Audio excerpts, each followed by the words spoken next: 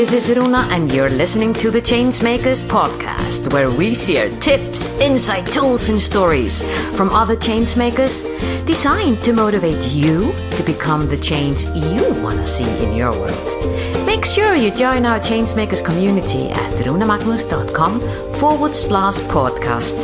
And now, this is your time to sit back, relax and enjoy. Good morning, good afternoon, good evening, wherever you are, beautiful changemakers worldwide. This is Runa here with another episode for the Changemakers podcast. A very special guest with me today. Grabbed him on the social media because I was looking at all the things that he's been doing and I thought he was so fascinating. Before I introduce you to my guest, I want to tell you a little bit about what was it that I experienced. What was the thing that I felt, as I didn't know him at all. I just was following him on Instagram and he was following me. And there is this thing that I always mention about your personal brand, what it is that everyone sees in you and feels in you. And the thing with my guest today is I literally felt that what this person, who he was this really, truly human being. Everything that he was doing made me feel that he was doing it from a very deep purpose. When we got together and I invited him to be a guest on our podcast, the whole thing was about, hey, I really have to allow my listeners to get in touch with this man because he's a human being, and I'm really excited to have a conversation with him. I'd like to introduce to you my very special guest, Tony Selimi, and I don't know if I said your name correctly, but it sounds fabulous, Tony. Can you tell me, what does that really mean? And welcome to the Changemakers podcast, by the way. Thank you for having me on your podcast, Runa. It's absolutely a pleasure to be able to be of service to your listeners. And also, thank you for the loving introduction. And I love the distinction between human being and human doing. And unfortunately, for many people in the world, we become doing things. And we're forgetting about what being means. So on that note, it's Tony in Latin means priceless. Oh. And my name, Yeton, which is my ethnic roots, Albanian, from Macedonia, means living your life. Yeah. And Selimi, which is my family name, it's peace in Arabic. Wow. So living your life in peace, it's my name. And somehow my entire mission evolves around that, of helping people attain this inner peace in themselves. And this is where the shift happened in myself, when I found this beautiful peace within myself where I can hear the call of my soul. Wow. Say that again, that your name, what the whole name is. It's living in peace is priceless. Living in peace is priceless. My God, we're speaking to living in peace is priceless. That gives me the goosebumps. And just as we're talking about what our names mean, Runa Magnus' daughter, my name, actually means Rune is the old way of writing, the Viking writing. And Magnus means the great. And daughter is I'm daughter of Magnus. Pretty simple, our naming system. So I'm the word of the great man. Beautiful. Great man's daughter. Yeah, exactly. Yeah. So we have I think people should take notice in this, who we are and what we have to bring into this world. No, that's a joke. But tell me, Tony, I know that I got you right now in London and you are traveling all over the world. Can you share with us, I know this has not always been your life, all around the world, sharing your word and your fantastic work that you're doing. Tell me, how did it all start for you? It started back in former Yugoslavia. And as I mentioned earlier on, I was born in Macedonia. I'm the youngest of 6, family of very hardworking parents. As you can imagine, in today's world, to actually break 6 children for any parent out there, it's very, very difficult. Yeah. But back then, in former Yugoslavia, we had a very thriving country, thriving community, and my parents are restaurateurs. So we had restaurant business and as well as living in the farm. But one thing as a child, I used to always observe, Runa, it's the inequality and the abuse towards women, especially the abuse I saw my mom went through in a family where I would say the emotional intelligence was very low. Yeah. They are very successful people working very hard and providing for their children. But the way that the feminine gender was treated wasn't really nice. But not just in the family, it was in the community, it was socially, it was everywhere.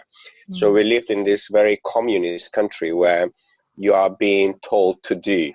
So it actually links very nicely what you said earlier on. It's being and doing, the two distinction that we have within ourselves, but also when we observe our reality. But not only that, it's sort of I experienced sexual abuse at a very young age, which damaged me emotionally without being able to speak about it openly to anybody, especially not to my parents, especially in our culture where everything is judged, but fearing for your life.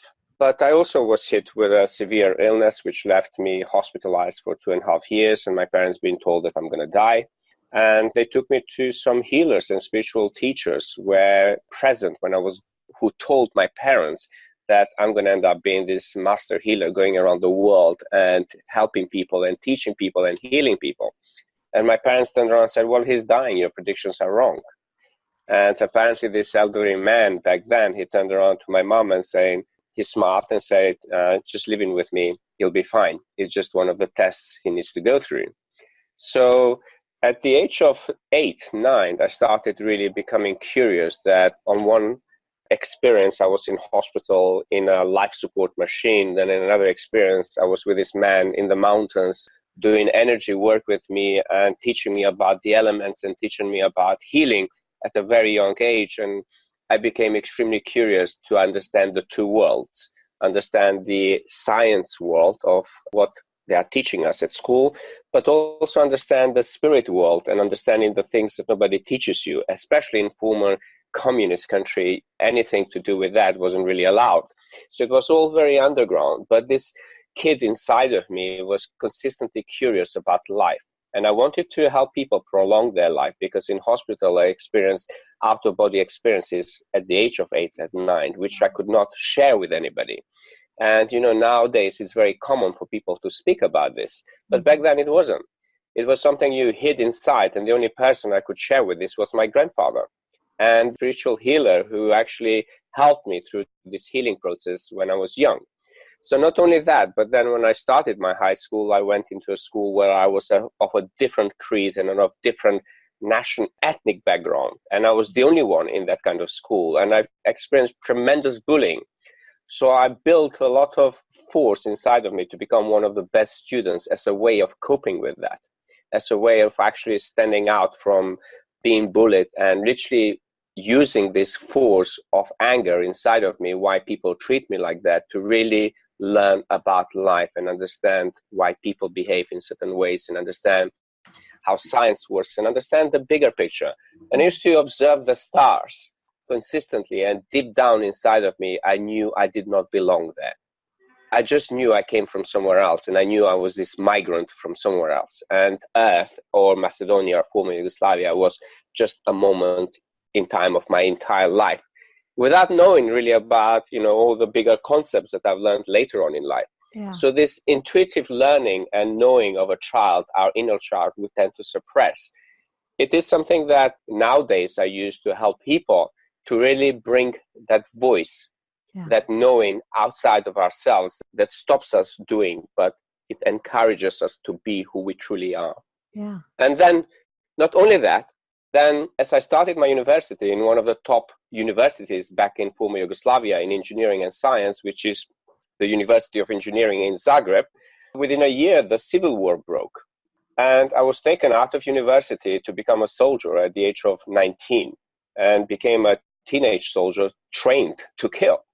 And it happened so fast that, reflecting back, it's like, how did I survive? And sometimes I remind myself in the mirror saying, how on earth did you go through all of this and observing so much destruction and found the courage inside to move away? So after 14 months, my mother put me on a one-way flight ticket to save my life. Literally, the last airplane that left Macedonia was for London. And I ended up homeless on the streets of London and being broken mentally, emotionally, financially in a new country. I did not speak English. I had no friends. I knew nothing about the country. I knew nothing about people. I knew nothing about how I'm going to survive. But on top of that, being taken away from everything you knew, your entire identity, everything was collapsing in my entire life, not just in mine, but millions of people who suffered through civil war, and millions of people still suffer around the world because of civil war, because of these disempowered states we have within ourselves, where we see ourselves through boxes or through labels. Yeah. That's just a bit of short summary, but I actually put this down into both of my books, A Path to Wisdom and #Loneliness, just to help people to awaken this tremendous calling and intelligence inside of you that we all the same. The bottom line. As we go through those experiences, we get shaped. Some people, unfortunately, do not make it and shape themselves in beautiful teachers. They go out there, teach other people. Some people end up into suicide. Other people end up in mental institutions. Other people end up homeless. Other people end up emotionally damaged. So knowing how adversity can take you either way, I went and worked many low-paid jobs to simply get myself back on track and educate myself so I can really follow this deep, deep voice within myself to go out there and serve humanity. And it was a mission impossible. And for sure, I had many, many, many challenges. But I also knew, I had this knowing within me that everything that I'm going through, it has this bigger purpose. Yeah. And that's a phenomenal story, Tony.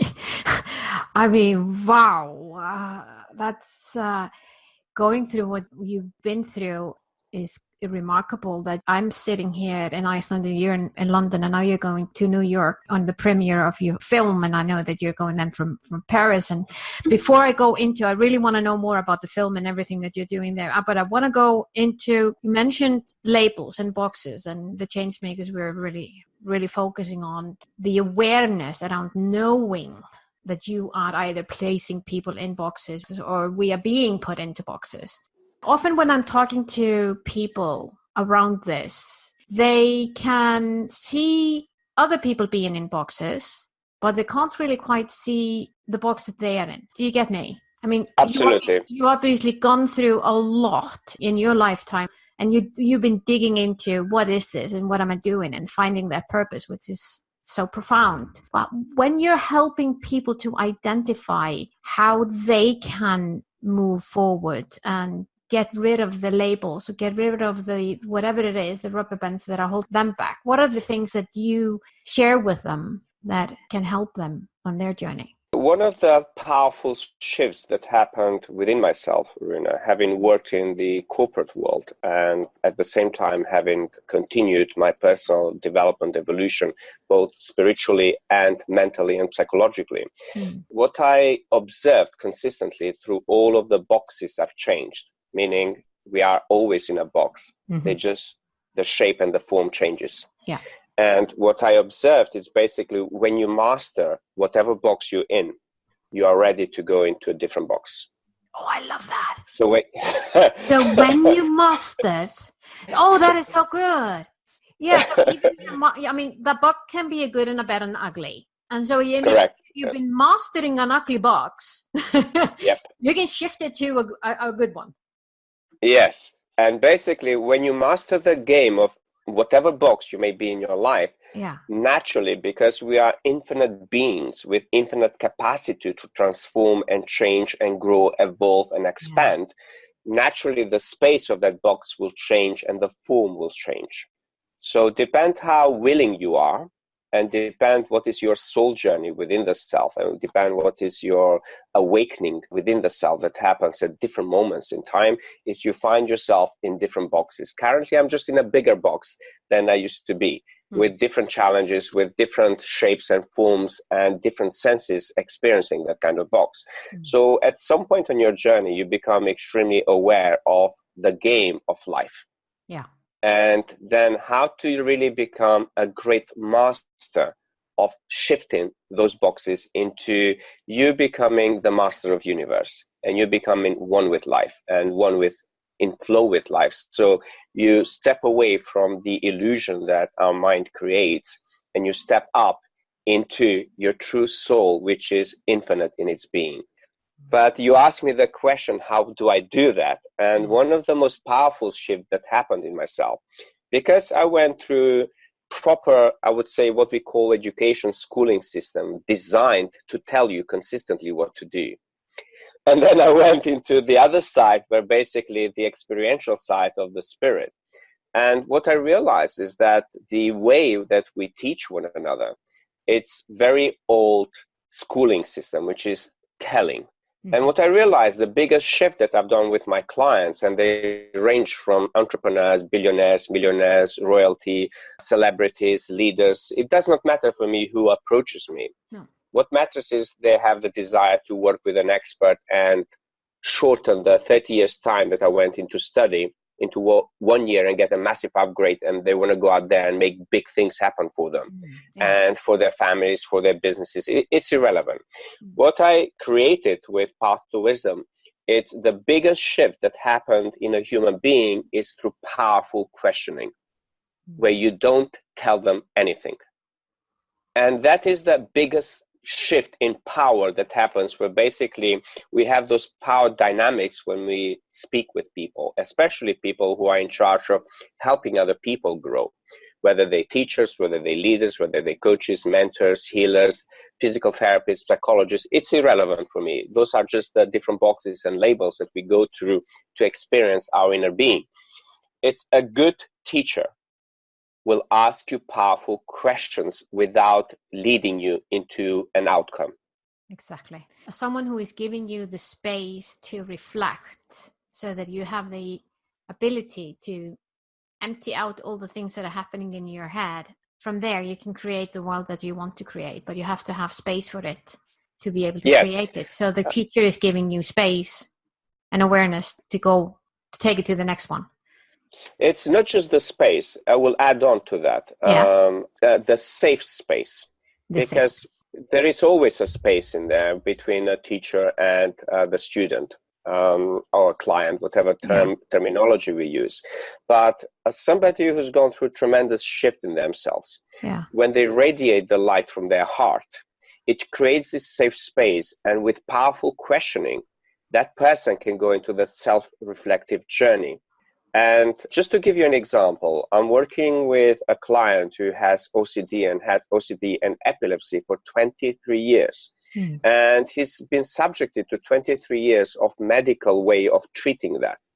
And within 3 years of creating this, if he were to be as open as he is with me, he will be judged at multiple levels. Because of the safe space he experienced and the powerful questioning and being able to work with his psychology and equilibrate the perceptual filters that we create through pain and through those experiences, he actually almost healed over 50 to 70 different forms of OCD, which were labeled uncurable, incurable by medical science. But also he's free of epilepsy. Wow. So I believe that in every human being, there's this powerful intelligence that we all are consistently learning about. And we are so far away to truly understand its true infinite healing power. And for me, when I wrote A Path to Wisdom, I wanted to combine the material and the spiritual. I wanted to combine all of my scientific knowledge with my spiritual knowledge and create a bridge or a method that helps people consistently upgrade their true being. Because we upgrade technology, we upgrade our homes, we upgrade our clothes, the planes we fly, the holidays we have, the drinks we drink. But we do not upgrade our true being, because that's the only investment that will take you through this journey safely until we continue to the next journey. So true. So very true. Thank you for that. And we're going to have links to your books on our show notes on runamagnus.com/podcast, episode 32. One question before we we leave this conversation today. And this has been an aha moment for me. I have to digest it a little bit. You mentioned before I pressed the record button, you were telling me about your journey, what you're going to be doing in New York and forward. Can you just elaborate a little bit about what's in for Tony in the next weeks, months ahead? Sure. On this Saturday, I'm flying to New York because on Sunday, I've got a premiere of a documentary I co-created with some of my private clients. And the documentary, the series, it's called Living My Illusion. So you're going to love this because it captures a lot of the things we've actually shared and a lot of the things you shared in the introduction about the calling that you have, about bringing the awareness. And one of the first step of my methodology is awareness. And it's quite powerful to see this connection that we have and how we connect it through social media to actually help more people. But Living My Illusion documentary series will be 25 documentaries based on the 25 conscious principles of my methodology, which captures the real transformation of a client who runs a multi-million-pound technology company and what happens in the business, in the personal life, in his psychology, in the relationship with his daughter and with the outer environment, and the different problems that we go through. But this documentary captures only the male version of the event. Yeah.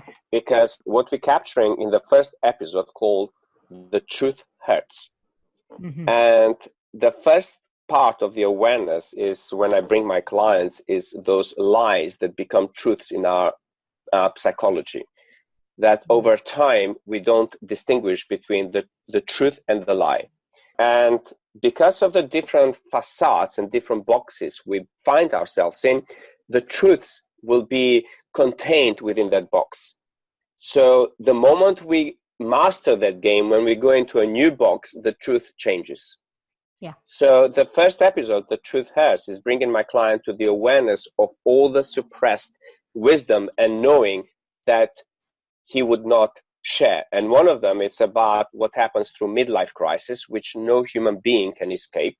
And I mean, on the other hand, for women, I will be capturing a whole 25 different documentary series about my other client who basically I'm following her journey and we're capturing her transformation live on camera, what happens through her life. Wow. But in the Living My Illusion, we're capturing the midlife crisis and the effect of midlife crisis. First of all, most importantly, on our well-being. Yeah. And all the different illnesses that come as a result if we don't work with somebody or don't have somebody to help us through crisis where we have no awareness, the true cause of a crisis. And the second main issue we're capturing in there, it's loneliness. And how lonely we become, although we are so technologically advanced and connected in the world, but in our hearts we are lonely. And again, my book, which is #loneliness, talks about the impact this has on activating and deactivating certain genes. So loneliness on its own can actually cause so many different problems without we associating loneliness with that, because it's a taboo subject that people are afraid to talk about, especially men, because women are more considered to be more emotionally intelligent. Thus, they can share with other women, with other friends. But men are very isolated dealing with those problems. And that also impacts women because they end up with the wrong partner in the relationship. And then the third major problem we're actually talking about, it's about those suppressed truths that we forget about fully and the impact this silence creates not only in yourself, not only with the person you wake up every day to, your family, but in you as a business, as a leader, what happens when you have those multiple facades, but the noise of the problems that happens in the family that you bring into a business and how that impacts the business. But then also socially, what happens socially when we actually constantly bring ourselves through different facades and not our true authentic self. And how those behaviors shape us or put us in boxes and in labels. So we already won 7 different awards since we released documentary, which is currently only through Film Festival. And I mean, a month ago, I came back from Hollywood and we also won the Hollywood Award for Living My Illusion. So in New York, we have the press and the opening night with Living My Illusion at the New York Film Festival this Sunday. Then on the 9th, for any listeners who may be in New York, they can actually, probably they will have to rush and get a ticket to get, because it's only one screening for the general public. And then when I came back after New York, I'm going to teach my 5-day vital planning for elevated living, designed for entrepreneurs, leaders, and people who want to really have this massive upgrade and be able to plan their life in detail, consciously re-engineer their life. So it's a 30 years of work I put together for people who usually I do that one-to-one or in small groups. Yeah. So in this case, I do it with 5 people from around the world who come in together in Philadelphia for me to teach this. And I'm coming back to London, continuing with my client work, because I'm not sure if I mentioned to you, but I also do a lot of energy work with people, healing work. So my processes are pretty much integrated 360-degree experience. And then from here, I'm off to Paris to speak at a leadership conference, Elevate 2018, with a talk which probably you would love. It's called Spiritual Symbiosis, a path to elevated leadership, business, healthcare, and education system around the world. Wow. Tony, that is fabulous. Thank you so much for being so empowered to be the change that you want to see in the world and helping other people to become the change that they want to see in their world. You're obviously, everything that you're doing is really on that pathway. And on behalf of the rest of us on this planet, I thank you for your work. Where can our listeners get more information about you and what you're up to? They can go to my website, tonyselimi.com, TonySelimi.com.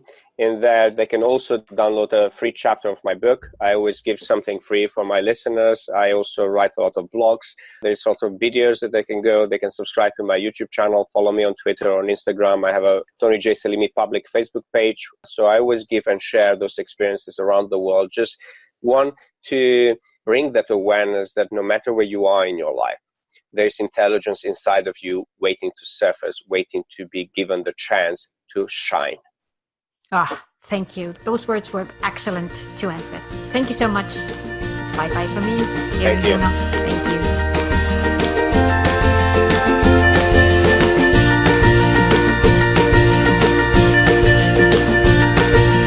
Was this podcast of value for you? I sure hope so. If so, feel free to share the love and give us your generous review on iTunes, Stitcher, or Spotify.